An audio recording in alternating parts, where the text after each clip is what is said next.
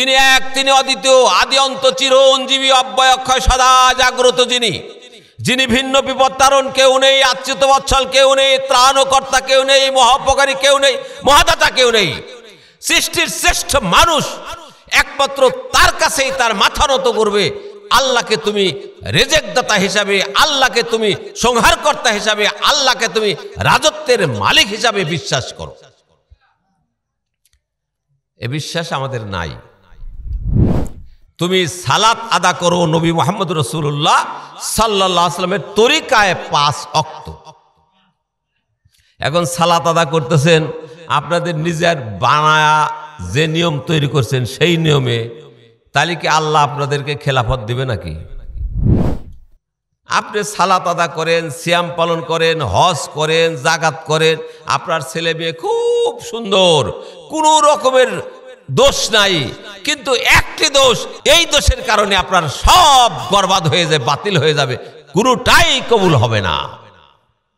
আহলে হাদিস আন্দোলন বাংলাদেশ, আসুন পবিত্র কুরআন ও সহিহ হাদিসের আলোকে জীবন গড়ি। আসসালামু আলাইকুম ওয়া রাহমাতুল্লাহ। ইন্নাল হামদালিল্লাহ ওয়াসসালাতু ওয়াসসালামু আলা রাসূলিল্লাহ, মা বাদ। ফাকাদ ক্বালা আল্লাহু তাআলা ফি কালামিহিল মাজিদ ওয়া ফুরকানিহিল হামিদ। আউযু বিল্লাহি মিনাশ শাইতানির রাজীম। বিসমিল্লাহির রাহমানির রাহিম। ইয়া আইয়ুহাল্লাযীনা আমানু আতিউল্লাহা ওয়া আতিউর রাসূলা ওয়া উলিল আমরি মিনকুম। ওয়া ক্বালা রাসূলুল্লাহ সাল্লাল্লাহু আলাইহি ওয়াসাল্লাম ইত্তাকুল্লাহা রাব্বাকুম ওয়া সাল্লু খামসাকুম ওয়া সুমু শাহরাকুম ওয়া আতু যাকাতা আমওয়ালিকুম ওয়া আতিউ জা আমরিকুম তাদখুলু জান্নাতা রাব্বিকুম। আল্লাহ রাব্বুল আলামিনের প্রশংসা জ্ঞাপন করি যে আল্লাহ রাব্বুল আলামিনের অজস্র রহমতের বর্ষণে এই বিশাল জনতার মাঝখান থেকে আমাদের গুটি কয়েক মানুষকে আল্লাহ রাব্বুল আলামিন পছন্দ করে এই মাহফিলে সামিয়ানার নিচে এসে বসে কিছু দিনের আলোচনা করা, বোঝা এবং জান্নাতের পাথেয় জোগাড় করার ব্যবস্থা করে দিয়েছেন। যে আল্লাহ রাব্বুল আলামিন ব্যবস্থা করলেন, সেই জন্য তার দরবারে প্রাণ খুলে শুকর আদা করি, বলে আলহামদুলিল্লাহ। নবী মুহাম্মদ রাসূলুল্লাহ সাল্লাল্লাহু আলাইহি ওয়াসাল্লামের উপরে অসংখ্য দরুদ ও সালাম বর্ষিত হোক। যে নবীর তরিকা, দেখানো পথ মত মানুষের জন্য ইহকালীন কল্যাণ, পরকালীন মুক্তি, সেই নবীর উপরে আমরা দরুদ পাঠ করি, বলি সাল্লাল্লাহু আলাইহি ওয়াসাল্লাম। আমি বুঝি না যে আপনাদের এই ময়মনসিংহ জেলার লোক এরকম কেন। আপনারা নাকি সব আহলে হাদিস, কিন্তু আপনারা যে এত মুকাল্লিদ, মুকাল্লিদ বোঝেন? মুকাল্লিদ বোঝেন নাকি আপনারা? হানা কিছু বলছেন না কেন? সব মরা মানুষ নাকি? আমার সাথে কথা বলেন। মুকাল্লিদ বোঝেন? তাকলিদ বোঝেন? তাকলিদ, হ্যাঁ, অন্ধ অনুকরণ। আপনারা একটু অন্ধ অনুকরণ করেন, কারণ আপনারা হলো বক্তা প্রিয়। এখানে অমুক বক্তা আসতেছে, চল রে অমুক বক্তা, চলো যাই। কোন বক্তার নাম শুনে যদি বক্তৃতা শুনতে যান, এটা হলো তাকলিদ করা, হলো মুকাল্লিদ। আর যদি বক্তার নাম না শুনে কোরআনের আলোচনা হচ্ছে, হাদিসের আলোচনা হচ্ছে, সেখানে যাই, তাহলে পরিপূর্ণ সওয়াব আপনার আমল নামায় এসে গেল। আর যদি কোনো বক্তার নাম শুনে আসেন, তাহলে তাকলিদ করা হলো, মুকাল্লিদ হলেন, আপনার সওয়াব হলো না, সওয়াব কাটা গেল। আপনাদের এই এলাকার লোক ওই বক্তা প্রিয়, এটা আমি বেশ কিছুদিন ধরে দেখতেছি। ফলে ওই একটা জোর করে তাবলিগ ইজতেমা করে, ওখানে একটা, ওখানে একটা, আবার সেই তাবলিগ ভাঙ্গে কয়েক তাবলিগ হয়েছে, এইখানে যা 2 দিন সেই হানাফিদের তাবলিগের মতো বসে থেকে পোটলাবাটি বান্ধে নিয়ে, কিন্তু প্রকৃত দিন শিক্ষার, প্রকৃত জ্ঞান গর্ব আলোচনা, এই দিকতে আপনারা একটু পিছিয়ে আছেন। নইলে এখানে আসলো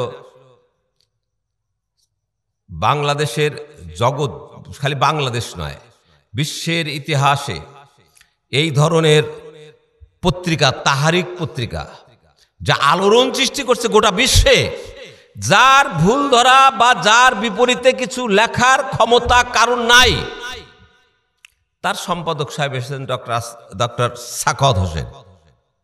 কামেল pass, title pass, MA pass, পাশের জগতে যা আছে তা আবার doctorate degree.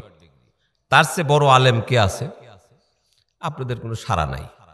Shariful Islam Madani Medina বিশ্ববিদ্যালয় থেকে লেখাপড়া শিখে এখন মুহাদ্দিস, আল মারকাজুল ইসলামিয়া সালাফি নওদাবার রাজশাহী, ইনি আসছেন। এর চেয়ে বড় আলেম আর কে আছে? কিন্তু না, ওই যে আমরা কতগুলো বক্তার প্রতি আকৃষ্ট হয়ে গেছি, ওনারা না আসলে আমরা সেখানে যাই না, এতে আপনাদের সওয়াব কাটা যাচ্ছে। চ্যালেঞ্জ দিলাম, কোনো বক্তা যদি এর বিপরীতে কথা বলতে পারে, তবে শুনুন, যারা এখানে আসছেন তারা কি পরিমাণ লাভ করলেন একটু শুনে নেন। আল্লাহর রাসূল বললেন, ইয়া ইবনে আদম, হে আদম সন্তান, তাফাররাক লিবাদাতি, তোমরা আমার ইবাদতের জন্য, আমার দিন প্রতিষ্ঠার জন্য একটু সময় দাও। আমলাও সদরাকা গেনান, আমি তোমাদের বুকটা প্রাচুর্য দিয়ে, অর্থ দিয়ে, টাকা পয়সা দিয়ে বোঝাই করে দেব। ও আসুদ্দা ফাকরাক, আর তোমাদের টাকা পয়সা খরচ হওয়ার যত পথ আছে সব পথগুলো আমি বন্ধ করে দেব, টাকা খরচ হবে না, তোমার ছেলের অসুখ হবে না, তোমার বাড়িতে তোমার স্ত্রীরা বা তোমার বৌমারা অযথা খরচ করবে না, তোমার বাড়িতে শান্তি বিরাজ হবে, এক মুঠ দানাতেই সবার খাবার হয়ে যাবে, আল্লাহর রহমত একটা তোমার উপরে বর্ষিত হবে, যদি না তুমি আল্লাহর রাস্তায় একটু সময় দাও।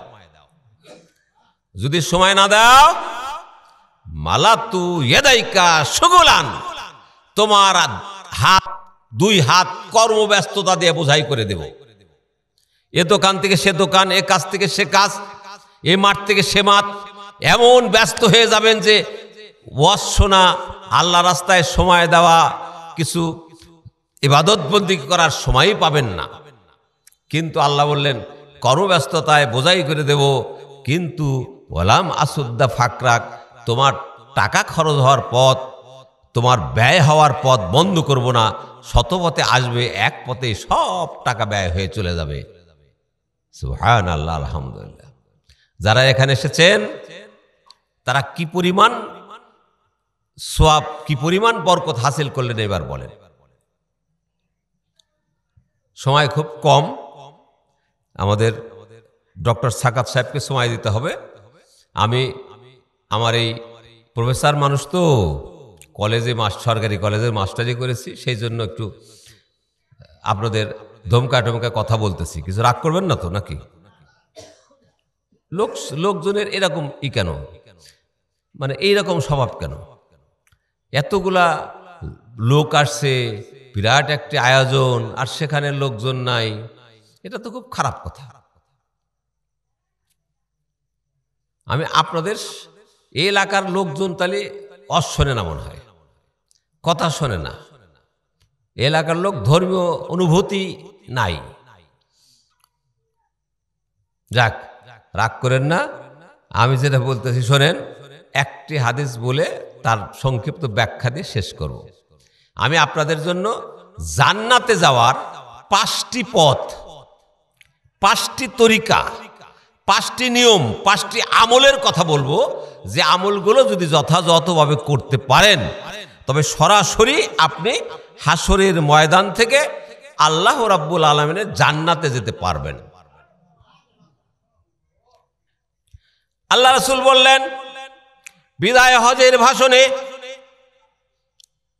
হে মানুষেরা শোনো, হে মুমিনেরা শোনো, ইত্তাকুল্লাহ রাব্বাকুম, তোমরা তোমাদের আল্লাহকে ভয় করো রব হিসাবে। তিনি তোমার রেজেক দাতা, তিনি তোমার সংহারকর্তা, তিনি এক, তিনি অদ্বিতীয়, আদি অন্ত, চিরঞ্জীবী, অব্যয় অক্ষয়, সদা জাগ্রত, যিনি ভিন্ন বিপদ তারণ কেউ নেই, আচ্যুত বৎসল কেউ নেই, ত্রাণকর্তা কেউ নেই, মহাপকারী কেউ নেই, মহাদাতা কেউ নেই। সৃষ্টির শ্রেষ্ঠ মানুষ একমাত্র তার কাছেই তার মাথা নত করবে। আল্লাহকে তুমি রেজেকদাতা হিসাবে, আল্লাহকে তুমি সংহারকর্তা হিসাবে, আল্লাহকে তুমি রাজত্বের মালিক হিসাবে বিশ্বাস করো। এ বিশ্বাস আমাদের নাই। হুজুর আমরা সব বড় বড় টুপি মাথায় দেওয়া, বড় বড় আলখেল্লা গায়ে দেওয়া ইত্যাদি, কিন্তু বিশ্বাস আমাদের নাই। বিশ্বাস হলো কি? জনগণই সমস্ত ক্ষমতার উৎস। আমাদের বিশ্বাস হলো এ রাজত্বের মালিক আল্লাহ না আমরা, সুতরাং আমাদের ভোটে যে নির্বাচিত হবে সেই হবে রাজত্বের মালিক। আর আল্লাহ দেখিয়ে দিলেন যে রাজত্বের মালিক কে, আল্লাহ না কে। 35 মিনিট 40 মিনিট আগেও জানেন না রাজা যে আমি আর রাজা থাকতেছি না, আর আপনারাও জানেন না যে আমাদের রাজা আজকে নাই। 40 মিনিট আগে, 1 ঘন্টা আগে আপনাদের আর খবর নাই যে আমাদের রাজা হঠাৎ করে চলে যাচ্ছে উড়াল দিয়ে, রাজত্ব ছেড়ে দিয়ে, এই বিশাল সব কিছু ছেড়ে দিয়ে উড়াল দিয়ে চলে গেল। আল্লাহ দেখিয়ে দিলেন তোমার হাতে রাজত্ব না, রাজত্ব আমার হাতে। কুলিল্লাহুম্মা মালিকাল মুলক তুতিল মুলকা মান তাশাউ ওয়া তানজিউল মুলকা মান তাশাউ। হুজুরদের কাছে এই ওয়াজ শুনেছি বহুদিন যে রাজত্বের মালিক আল্লাহ, আল্লাহ যাকে খুশি তাকে রাজত্ব দেন, যার কাছ থেকে খুশি ছিনিয়ে নেন, কিন্তু বাস্তব দেখেছিলাম না। এবারে আমরা বাস্তব দেখলাম যে রাজত্বের মালিক আল্লাহ। বাস্তব দেখলেন না? কালকে যে রাজারা, কালকে যে এমপিরা বিশাল দাপট নিয়ে চলছে, হঠাৎ করে এক রাত্রের মধ্যে গায়েব। যারা কোটি কোটি, লক্ষ লক্ষ, কোটি কোটি টাকা নিয়ে ইন্ডিয়ায় অন্যান্য জায়গায় বিশাল বিশাল বাড়িঘর করেছে, আজকে তারা সেই বাড়িতে থাকতে পারছে না, জেলখানার মধ্যে বসে বসে মরতেছে। তাহলে রাজত্বের মালিক কে? রেজেকের মালিক কে? এই বিশ্বাসটা যে করবে, আমার চাকরি আমাকে খাদ্য দেয় না, আমার চাষাবাদ আমাকে খাদ্য দেয় না, আমার ব্যবসা আমাকে খাদ্য দেয় না, খাদ্যের মালিক আল্লাহ, তার মাধ্যমে তিনি যাকে খুশি বিগাইর হিসাব রিজিক দান করেন। এই বিশ্বাসটা অন্তরে করতে হবে, এই বিশ্বাসটা আমাদের থাকতে হবে। যেই বিশ্বাস করতে পারবে তিনি জান্নাতের 5টির মধ্যে 1টি পথ অবলম্বন করলো। আমার ছেলে ডাক্তার বানাইতেছি, তো ডাক্তারে হবে, তাই বহু টাকা কামাই করবে। আমার ছেলে ইঞ্জিনিয়ার হচ্ছে, আমার ছেলে এই হচ্ছে তাই হচ্ছে। ইঞ্জিনিয়ার বানানোর মালিক আল্লাহ। পৃথিবী সৃষ্টির 50,000 বছর আগে আপনি কি করবেন, কি খাবেন, কি না খাবেন, সব আল্লাহ আপনার তকদিরে রেখে দিয়েছে।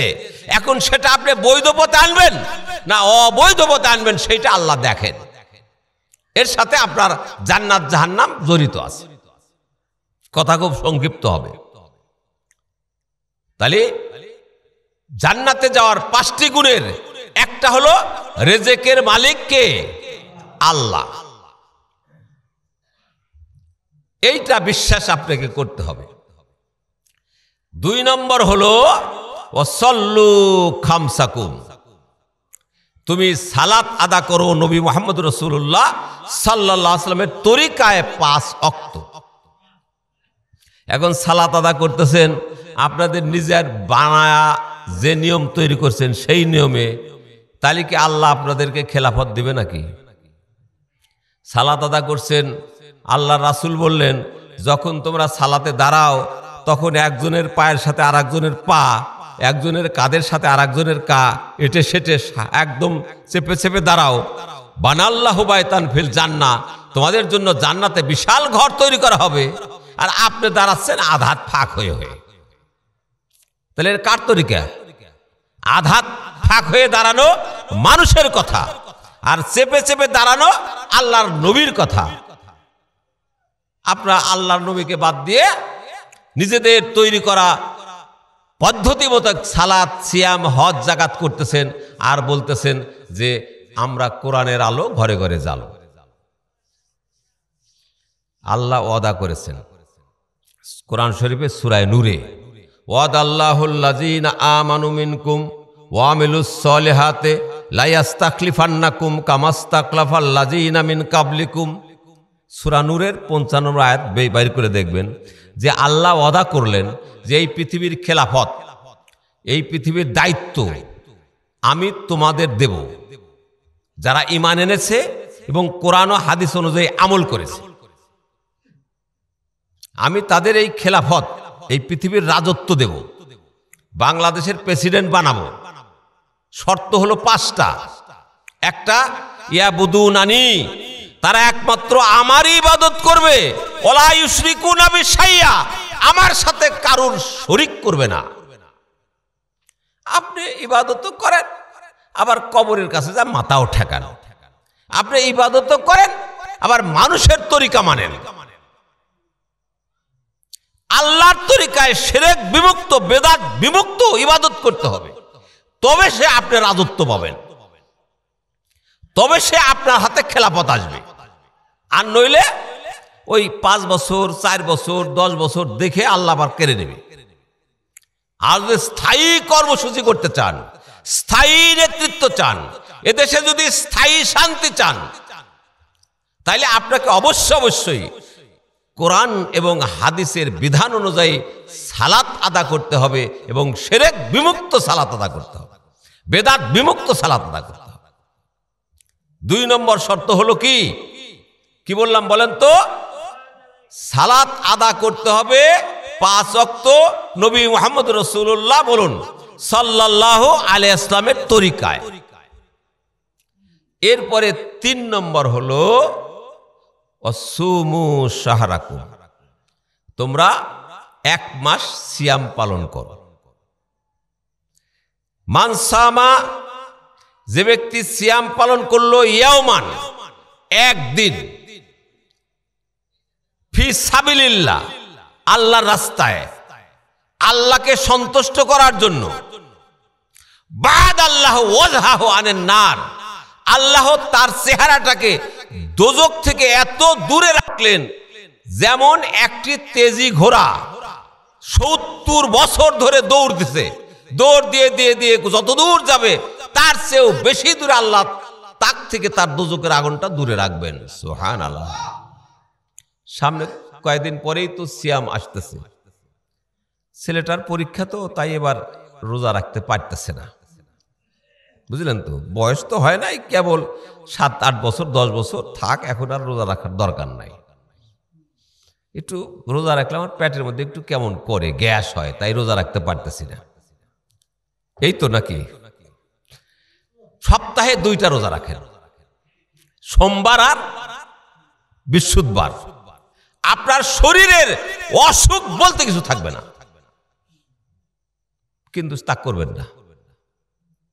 যদি এটা করেন তাহলে আল্লাহ রাব্বুল আলামিন আপনাদেরকে সুস্থ রেখে ইবাদত করার শক্তি দান করবেন, তখন হাসরের ময়দান থেকে সরাসরি আপনি জান্নাতে যেতে পারবেন। 4 নম্বর হলো ওয়াদ্দু যাকাতা আমওয়ালিকুম, তোমরা তোমাদের মালের যাকাত দাও। এই আসার সময় দেখি যে শুধু ধান আর ধান, ধান আর ধান। আপনাদের এলাকায় শুধু ধান, 20 মণ ধান হলেই 1 মণ আপনার না, ওটা আল্লাহর। এটাকে ওসর বলা হয়, অর্থাৎ 17.5 মণ হলেই এখন হয়ে যায় 5 বস্তা। সে যুগে ওইটা মাপলে এখন 17.5 মণের মতো হয়। ধরলাম আমরা স্বাভাবিকভাবে ওজন দিয়ে 20 মণ। 20 মণ হলেই আপনাকে 1 মণ আপনার খাওয়া যাবে না, ওটা আপনার জন্য হারাম, হারাম, হারাম, হারাম। যদি ওইটা খান তাহলে আপনার ইবাদত বন্দেগী, সালাত, সিয়াম, হজ, যাকাত, দান, খয়রাত কিচ্ছু কবুল হবে না। ইয়াখরুজু মিনাল ইসলাম, ইসলাম থেকে আল্লাহ আপনাকে বের করে দেবে।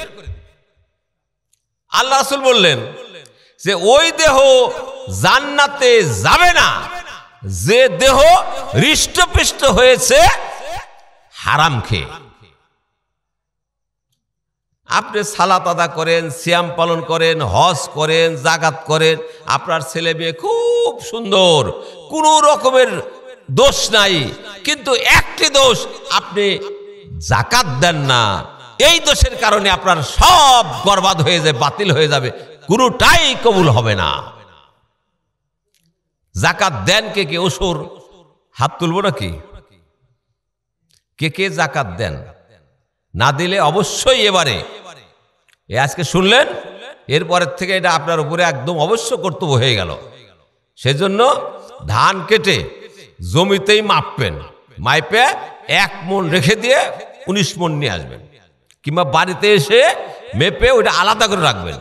ওই 1 মণ আপনার গরিব আত্মীয় স্বজন, এতিমখানা, মাদ্রাসা, রাষ্ট্র উন্নয়নের কাজ, রাস্তা মেরামত, গাছগাছালি লাগানো, যত রকমের সাদকায়ে জারি আছে সবগুলো ওই দিয়ে করতে পারেন,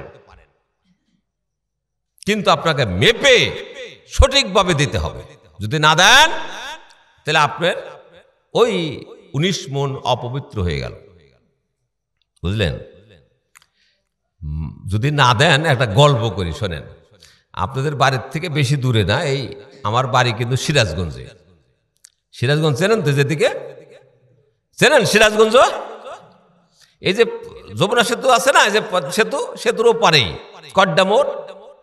তো আমাদের ওইখানে ওই যে কিছু লোক আছে তাঁতের কাজ করে, খুব মানে প্রত্যেকের বাড়িতে তাঁত, একটা করে তাঁত আছে, 2টা করে তাঁত আছে, 10টা তাঁত আছে, 20টা তাঁত আছে, 100টার আছে, মানে শুধু তাঁত।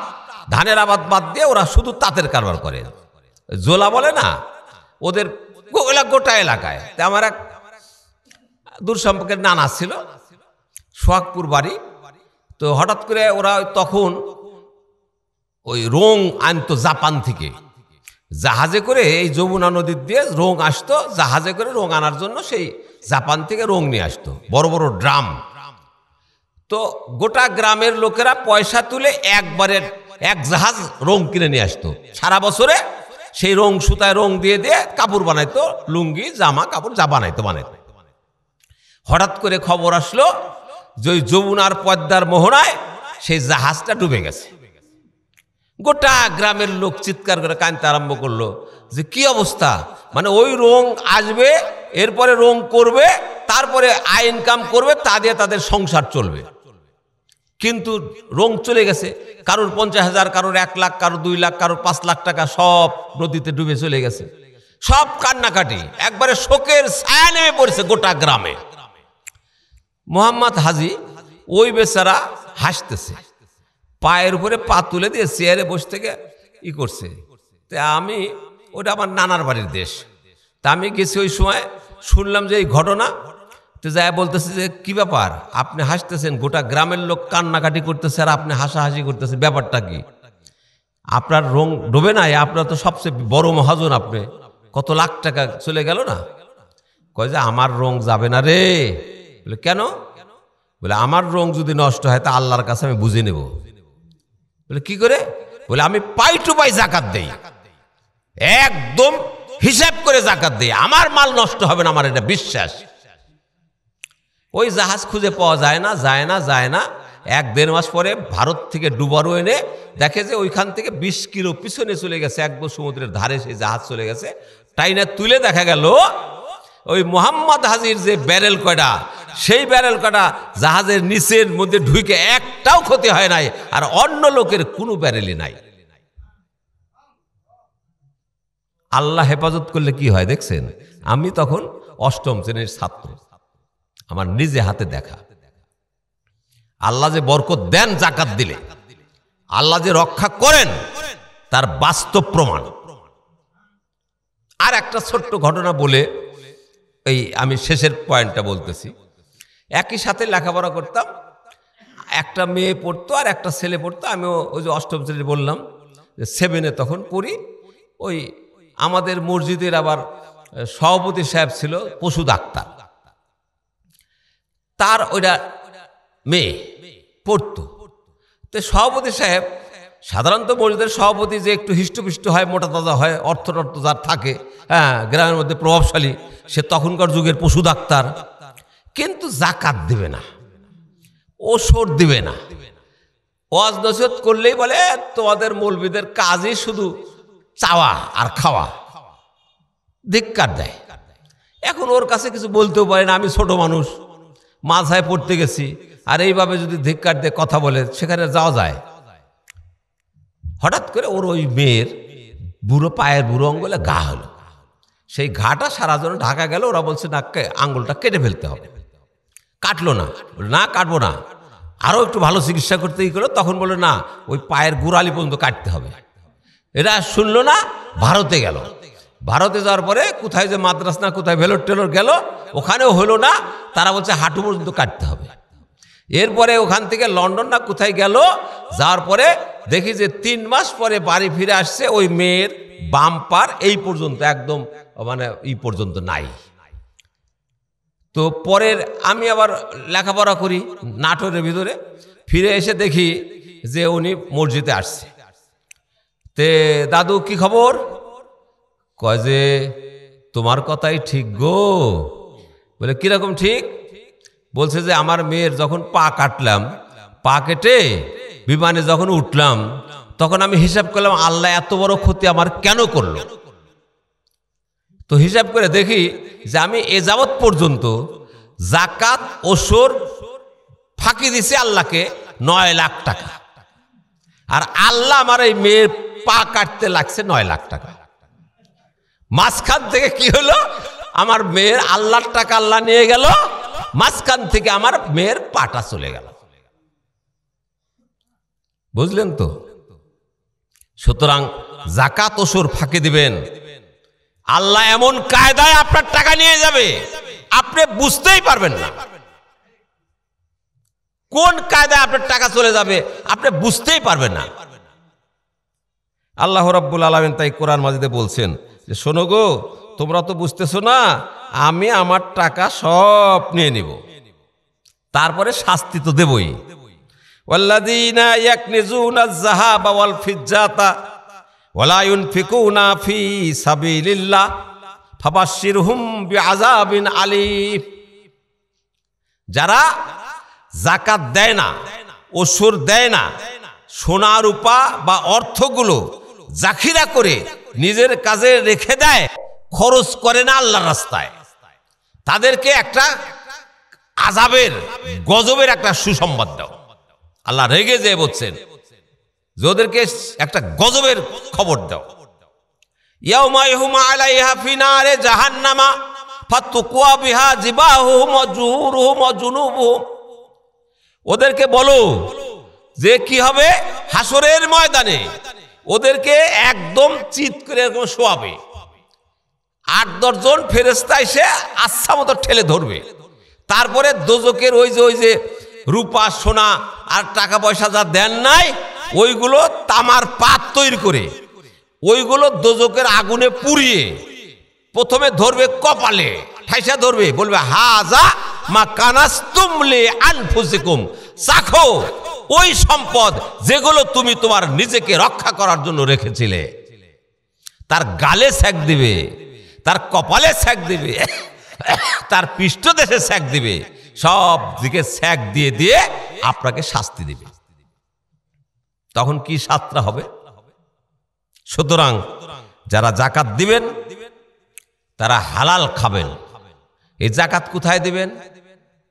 জাকাত দেওয়ার আপনার পাত্র কোথায়? এগুলো আল্লাহ রাব্বুল আলামিন কোরআন মাজিদে সুন্দর করে বলে দিয়েছেন। তার 8টা খাত।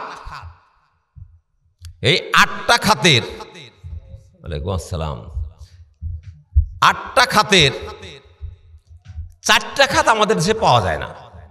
যেমন একটা হলো রেকাব, দাস মুক্তি, একটা হলো হিন্দুর থেকে মুসলমান হলো, আজকেও হিন্দু ছিল, আপনার হাতে মুসলমান হলো, ওর পৈতৃক সমস্ত সম্পত্তির থেকেও বঞ্চিত হলো, ওর বাড়ি ঘর করে দেওয়া, ওকে প্রতিষ্ঠিত করে দেওয়ার দায়িত্ব হলো আপনাদের। এইটা আমাদের এগুলো নাই। আমিলুন আলাইহা, আর কি যিনি আদায়কারী, এটা আমরা আদায় করি নভাবে। ফলে দেখা যায় যে 4টা খাত নাই, 4টা দিকে আছে। সাধারণত আমি দেখেছি আব্দুল্লাহ আল কাফি আল কুরাইশি সাহেব যখন জমিয়তের প্রেসিডেন্ট ছিলেন তখন থেকে নিয়ে আজ পর্যন্ত আমাদের এই জাকাত ওসর ফেতরাগুলো 4 ভাগে ভাগ। 1 ভাগ আপনার নিজের আত্মীয় স্বজনকে দিতে পারেন, 1 ভাগ এই পাড়া প্রতিবেশী আর এলাকার যারা আছে তাদেরকে দিবেন, আর 1 ভাগ আপনি ইসলামী উন্নয়নের জন্য ফি সাবিলিল্লাহর খাতে দিবেন, আর 1 ভাগ দিবেন 4 ভাগের 1 ভাগ যারা সাধারণ মানুষ আছেন। সবচেয়ে বড় ইসলামী খাত হলো আহলে হাদিস আন্দোলন বাংলাদেশ। আমাদের প্রায় 300-এর অধিক এতিম আছে। এই এতিমখানায় আপনাকে 1 ভাগ দিতে হবে। এই এতিমখানার থেকেই লেখাপড়া শিখে বাংলাদেশের বড় বড় জায়গায় তারা এখন দায়িত্ব পালন করতেছে। আমাদের রাজশাহীর এতিমখানায় এত বড় জায়গায়, এত এক জায়গায় এই এতিম পালার প্রতিষ্ঠান আর বাংলাদেশে আহলে হাদিসদের কোথায় নাই, সেখানে আপনাকে দিতে হবে। দিচ্ছেন নাকি? কেউ কি দেন? কোথায় দেন না, মানে জায়গা চেনেন না, জানেনও না। আমাদের যে বৎসরে একটা ইজতেমা হয় তাকে আপনারা জানেন নাকি? রাজশাহীতে একটা ইজতেমা হয় না? এর মধ্যে কয়জন গেছেন একটু হাত তোলেন তো দেখি। রাজশাহীর ইজতেমায় কেউ যান নাই। এবারে 13-14 ফেব্রুয়ারি এই ইজতেমা দাওয়াত দিলাম, ইনশাআল্লাহুল আজিজ আপনাদের যেতে হবে। পরীক্ষামূলক যান, সেখানে কি আলোচনা হয়, কি ব্যবস্থাপনা হয়। 30 থেকে 40 জন যোগ্য বাংলাদেশের আলেমদেরকে সেখানে আগে চিঠি দিয়ে তাদের বিষয়বস্তু নির্ধারণ করে দেওয়া হয় যে আপনি এই বিষয়ে আলোচনা করবেন, আপনি এই বিষয়ে আলোচনা করবেন। 1 মাস আগে, প্রায় 1 মাস বা তার অধিক আগে তাদের চিঠি দিয়ে জানাই দেওয়া হয় এবং দলিল ভিত্তিক আলোচনা করবেন। তার কথার মধ্যে একটা যেই ভুল ভাবে সঙ্গে সঙ্গে তাকে টেনে নেমে বসাই দেওয়া হবে। দলিল ছাড়া কোনো কথা সেখানে হবে না। সেই বক্তৃতাগুলো পরীক্ষা করা হয়, তারপরে তাদের ওই ইজতেমার মাঠে ওয়াজ করতে দেওয়া হয়। যা তা আপনি এসে সেখানে বলতে পারবেন না। এখানে আপনাদের যাওয়া দরকার।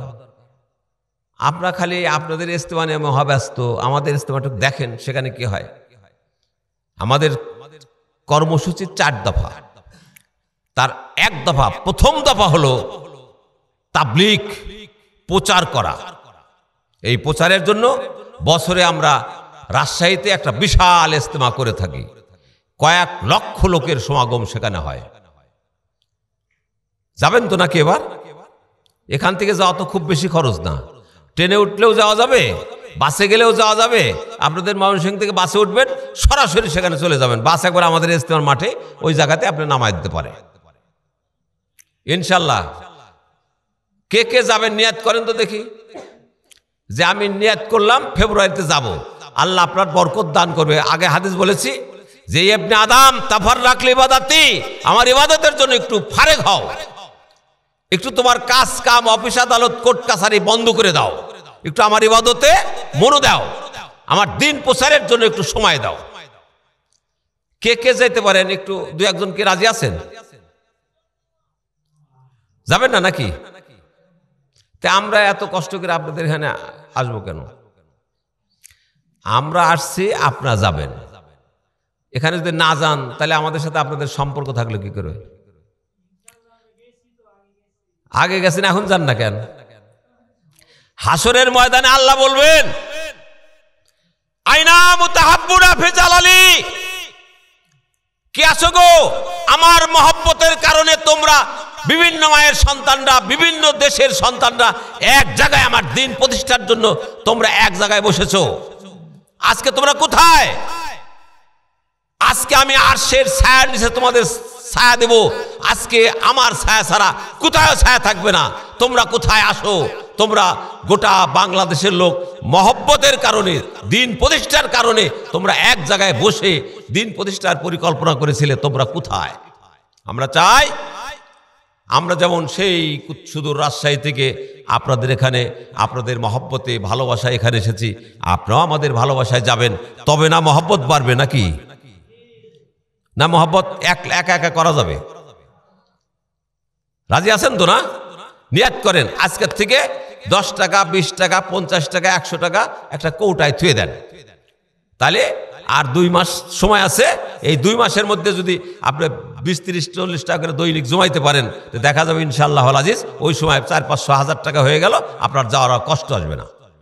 সাতক্ষীরার থেকে আসে কমপক্ষে 70টা 60টা বাস, বুঝলেন তো? আমাদের মেহেরপুর থেকে যায় 40-50টা বাস, বগুড়ার থেকে 60-70টা বাস। এইভাবে গোটা বাংলাদেশের 73টা মানে 64টা জেলাকে আমরা ভাগ করে 73টা জেলা বানাইছি। 73টা জেলার লোকেরা সেখানে সমাগম হয়। আপনার সাথে আরেক দেশের আরেক জেলার মানুষেরা মুসাফা করবে, সালাম বিনিময় করবে, এর চেয়ে সৌহার্দ্যপূর্ণ আর কোথায় হতে পারে? সুতরাং আপনাদের যে উদাত্ত আহ্বান জানাচ্ছি, এবারে যারা এখানে আছেন, যারা শুনলেন, তারা নিয়াত করুন ইনশাআল্লাহ ওই ইজতেমায় যাবেন। আমি যে কথাটা বলতে যাচ্ছিলাম যে 5টা গুণের কথা, আমার আজকে এই আপনাদের এই অনুষ্ঠানের প্রধান বক্তা যিনি তাদের জ্ঞানগর্ভ আলোচনা করে আপনাদের মনস্তুষ্টি সাধন করবেন এবং তিনিও কিছু হক কথা বলে আপনাদেরকে সন্তুষ্ট করার চেষ্টা করবেন, আল্লাহর মানে অর্থাৎ কোরআন ও হাদিসের পথ দেখাবেন, উনি এসে বসে আছেন। আমি তার সময় নষ্ট করতে যাচ্ছি না। আমি যেটা বলতে চাচ্ছি যে 5টি যে গুণের কথা বললাম, 4 নম্বর কি বলেছি যে আপনাদের টাকা পয়সা আল্লাহ রাস্তায় ব্যয় করতে হবে। জাকাত হালাল, জাকাত দিয়ে আপনার সম্পদ হালাল করতে হবে। যদি করেন তাহলে আপনি 4টা গুণ অর্জন করলেন। আর কোথায় দেওয়ার কথা বললাম, দিবেন হলো 4 ভাগে ভাগ করে দেন, আর অন্যান্য দান যেগুলো আছে সে দানও করবেন। আল্লাহ রাব্বুল আলামিন কোরআন মাজিদে বলছেন, মান জাল্লাযী ইয়াকরুজুল্লাহু করজান হাসানা। কি আছো গো? কোথায় তোমরা? আজকে তোমরা আমাকে কর্জ দাও, আমার পথে কিছু টাকা দাও, আমি তোমাদেরকে যে সম্পদ দিলে তার চেয়ে অনেক গুণে বর্ধিত করে তোমাদের কাছে আবার তা ফিরে দেব। আহলে হাদিস আন্দোলন বাংলাদেশ আপনাদের জন্য, এই বাংলার আহলে হাদিসদের জন্য একটা বিশাল ইজতেমার মাঠ ক্রয় করতেছে। এখানে ওদের আছে টুঙ্গির ইজতেমা, আর ওদের জমি সরকার দিয়েছে। আর আমরা আপনাদের জন্য প্রফেসর ডক্টর আসাদুল্লাহ গালিব সাহেব 100 একর জমি কিনে স্থায়ীভাবে আহলে হাদিসদের নামে রেজিস্ট্রি করে দিচ্ছে। ওখানে গালিব সাহেবের হবে না, ওখানে কোনো ব্যক্তির হবে না, ওটা হবে গোটা বাংলাদেশের আহলে হাদিসদের একটা ইজতেমার মাঠ। সেখানে হবে বিশাল একটা বিশ্ববিদ্যালয়। সে বিশ্ববিদ্যালয়ে লেখাপড়া শিখবে, সেখান থেকে লোকেরা সৌদি আরবে যাবে, সৌদি আরবের লোকেরা আবার এখানে ডক্টরেট ডিগ্রি করতে আসবে। এই যে বিশাল পরিকল্পনা নিয়ে কাজটা করা হচ্ছে, এগুলো আপনাদের সম্পদ, আপনাদের জন্য গেছে। সেখানে আপনাকে টাকা দান করতে হবে। কেউ কি দিয়েছেন নাকি? কিছু টাকা দিয়েছেন সেখানে? 1 শতক জমির দাম 1,78,70,000 টাকা। 1 শতক জমি কিনে দেন, ওটা হবে আপনার জন্য একটা সাদকায়ে জারিয়া। ঠিক ওই জায়গাতেই আমরা বিশাল মসজিদ করতেছি। মোহতারাম আমিরে জামাত প্রফেসর ডক্টর আসাদুল্লাহ গালিব সাহেব যেখানে খুতবা দেন, সে মসজিদটা 7-5 তলা হবে। সেখানে এতিম ছেলেরা সহ বহু দেশের ছেলেরা এসে লেখাপড়া করবে। আমাদের বাংলাদেশের প্রত্যেকটা অঞ্চল থেকে যায়, সেখানে যে লেখাপড়া করে পরিবেশ আছে, সেখানেও আপনাকে কিছু দান করতে হবে।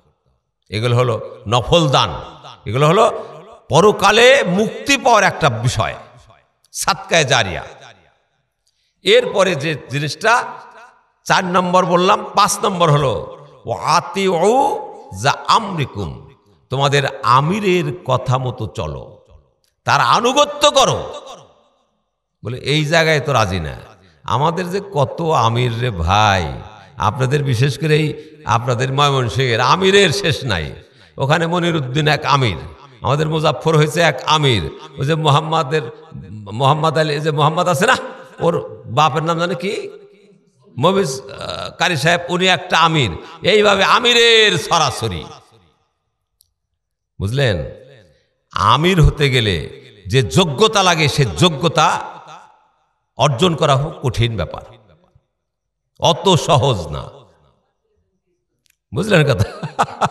তো আমি যেটা বলতেছিলাম, আল্লাহর রাসূল বললেন তোমরা আমিরের ইতাআত করো, আমিরের কথা মেনে চলো, তোমরা জামাতবদ্ধ জীবন যাপন করো। আল জামাতু রহমাত ওয়াল ফুরকাতু আজাব, জামাতবদ্ধ জীবন যাপন করো, আল্লাহর রহমত নাজিল হবে। একা একা থাকো, তোমাদের উপরে আল্লাহর গজব নাজিল হবে। আমাদের আমির প্রফেসর ডক্টর আসাদুল্লাহ গালিব সাহেব, যাকে গোটা বাংলাদেশ কেন গোটা বিশ্বের লোক এক বাক্যে চেনে। সুতরাং এই আমিরের আনুগত্য করা এবং তার কথা মতো চলার নির্দেশ আপনাদেরকে দিচ্ছি। আল্লাহ রাসূল বললেন, শেষ কথা, আমরুকুম বিখামসিন, আল্লাহ আমারানি বিহিন্না বিল জামাতি ওয়াস সামি ওয়াত তাআতি ওয়াল হিজরাতি ওয়াল জিহাদি ফি সাবিলিল্লাহ ওয়া ইন্নাহু মান খারাজা মিনাল জামাতি কিদা শিবরিন ফাকাদ খালা রিফকাতাল ইসলামি মিন উনকিহি লা ইউরাদিয়া ওয়া মান দা বিদাওয়াল জাহিলিয়া ফাহুয়া মিন জুসাই জাহান্নাম ওয়া ইন সামা ওয়া সাল্লা ওয়া জামা আন্নাহু মুসলিম। আল্লাহ রাসূল বললেন, আমি তোমাদেরকে 5টি বিষয়ে হুকুম দিচ্ছি, যে 5টি বিষয়ে আল্লাহ আমাকে আকাশ থেকে হুকুম দিচ্ছে। তার 1 নম্বর হলো জামাতবদ্ধ জীবন যাপন করা। তোমরা সাংগঠনিকভাবে একদম মজবুতি অর্জন করো, তোমরা একত্রিত হয়ে থাকো। জামাত অনেকগুলো হতে পারে, তার মধ্যে বৃহত্তর জামাত যেটা বেশি নেকির কাজ যেখানে করতেছে, আপনাকে সেখানে খুঁজে করে বেশ করে সেখানে আপনাকে যেতে হবে। বলুন তো দেখি, কোন সংগঠন আছে যেখানে এক মাসে প্রায় 30,000 বা 27-28,000 পত্রিকা, তাহারিক পত্রিকা বের হয়? প্রত্যেক মাসে 27,000, 28,000, 30, প্রায় 30,000 তাহারিক পত্রিকা বের হচ্ছে। এই পত্রিকা শেষে 40টা মসলা মাসাইল আছে। এই গোটা বাংলাদেশের প্রত্যেকটা প্রান্তরে প্রান্তরে সেটা চলে যাচ্ছে। একটি এই 30,000 লোক সেটা কেনে। একটা লোক যদি একটা কোরআনের আয়াত সেখান থেকে পাঠ করে, সেই সওয়াবগুলো সঙ্গে সঙ্গে আপনার আমলনামায় আসবে, যদি না আপনি এই তাহারিক পত্রিকার গ্রাহক হয়ে আমাদের এই সংগঠনভুক্ত হন। ইজা মাতাল ইনসানিন কাতানু আমালুহু ইল্লা মিন সালাসাতিন ইল্লা মিন সাদকাতিন জারিয়াতিন আও ইলমিন ইয়ানতাবাহু আও ওয়ালাদুন সালিহুন ইয়াদুলাহু। মানুষ যখন মরে যায় তার সমস্ত আমলের দরজা বন্ধ হয়ে যায়, থাকে 3টা। একটা হলো সাদকায়ে জারিয়া, এই সাদকায়ে জারিয়া হিসাবে, এবং ইলম, এই 2টার ফজিলত এখানে। সাদকায়ে জারিয়াও হচ্ছে, এবং এই বইটা ইলম বর্ধিত করার জন্য আপনি নিলেন, ছেলেরা পড়লো, মা বোনরা পড়লো, বাড়িতে রাখলেন, এগুলো কিনে নিয়ে রাখবেন, আপনার পরকালে নাজাতের একটা উসিলা হয়ে যাক। আল্লাহ তুমি আমাদেরকে পরকালে নাজাতের উসিলা তৈরি করে দাও, সবাই বলেন আমিন। আমি যে 5টি কথা আপনাদের বললাম মনে আছে তো? 1 নম্বর হলো রেজেক দাতা, সংহার কর্তা, মালিককে আল্লাহ, আল্লাহকে রেজেক দাতার হিসাবেই আপনি ভয় করে চলবেন। 2 নম্বর হলো নবী মুহাম্মদ রাসূলুল্লাহ সাল্লাল্লাহু আলাইহি ওয়াসাল্লামের তরিকায় সালাত আদা করবেন। 3 নম্বর হলো বছরে 1 মাস সিয়াম পালন করবেন, সপ্তাহে 2 দিন সিয়াম পালন করবেন, মাসে 3টা সিয়াম পালন, নফল সিয়ামগুলো পালন করার চেষ্টা করবেন। 4 নম্বর হলো যাকাত দিবেন, আপনার ধানের যাকাত, মানের যাকাত, ওসর, এগুলো বুঝে সুঝে দেওয়ার জন্য চেষ্টা করবেন। আর 5 নম্বর হলো আমিরের আনুগত্য করার চেষ্টা করবেন। কোন আমিরের আনুগত্য করবেন? বৃহত্তর আমির, যেখানে থাকলে আপনার নেকি দিন দিন বর্ধিত হবে। বাংলাদেশের এমন কোনো সংগঠন নাই যেখানে আমাদের 73টা জেলায় কাজ চলছে।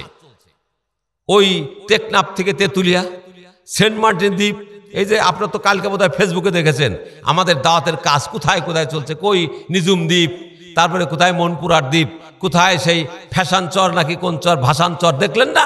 সবগুলো আমরা গেছি ফেসবুকে, দেখলেন না? 300 জন কর্মী নিয়ে আমরা সেই জায়গায় দাওয়াতের কাজ করে আসলাম। এই সবগুলো আপনি পেতেই থাকবেন যদি না এই সংগঠনে আপনার সহযোগিতা পাই। সুতরাং আসুন এই সংগঠনে আপনার সহযোগিতা করে আপনি ইহকাল এবং পরকালে মুক্তি পাওয়ার, এহকালের কল্যাণ পরকালে মুক্তি পাওয়ার একটা উছিলা খুঁজে নেন, সাদকায়ে জারিয়া করে নেন। আল্লাহ যেন সেই তৌফিক আমাদের দান করুন। সবাই বলেন আমিন। হে আল্লাহ, তুমি এই গ্রামের উপরে, এই গ্রাম হলো নাম কি, কোথায়, দক্ষিণ সাংগঠনিক জেলা উদ্যোগে স্থান হলো জোরবাড়িয়া। এই গ্রামের উপরে আল্লাহ তুমি তোমার খাস রহমত নাজিল করো। সবাই বলেন আমিন। এই গ্রামের যারা এবং অত্র অঞ্চলের যারা সাধারণ মানুষ থেকে নিয়ে আলেম ওলামা পিতামাতা যারা মারা গেছে, আল্লাহ তাদের কবর আযাব ক্ষমা করে দাও। আল্লাহুম্মা গফির লাহুম ওয়ারহামহুম ওয়াফিহি ওয়াফু আনহুম ওয়াকরিম নুজুলাহুম ওয়াসসিমাত খালাহুম ওয়াকসিলহুম বিল মাই ওয়াস সালজাল বারদে ওয়াইযহুম মিন আযাবিল কবরি আযাবিন নার। আল্লাহ তাদের কবর আযাব, তাদের মানে দোজখের আযাব থেকে তাদের রক্ষা করো। সবাই বলেন আমিন। কবরের তুমি জান্নাত নসিব করে দাও। সবাই বলেন আমিন। আমরা যারা যুবক আছি, আল্লাহ তুমি আমাদের সঠিক পথে হেদায়েত দান করো। আমরা যারা মুরব্বী আছি, মুরব্বীজনিত কারণে যে অসুস্থতা হয়, সে অসুস্থতার তুমি দূর করে দাও। এমন ডাক্তারের সন্ধান দাও যাতে অল্প ওষুধ খেয়েই আমাদের রোগ সেরে যায়। আজহুল বাজ রব্বান নাস আশফি আনতা শাফি লা শিফা ইল্লা শিফাউকা শিফাআন লা ইউগাদিরু সাকামা। সবাই বলেন আমিন। নসিহত করে আবেদন রেখেই শেষ করছি। আল্লাহ আমাদের মাফ করে দিন। আসসালামু আলাইকুম ওয়া রাহমাতুল্লাহি ওয়া বারাকাতুহু।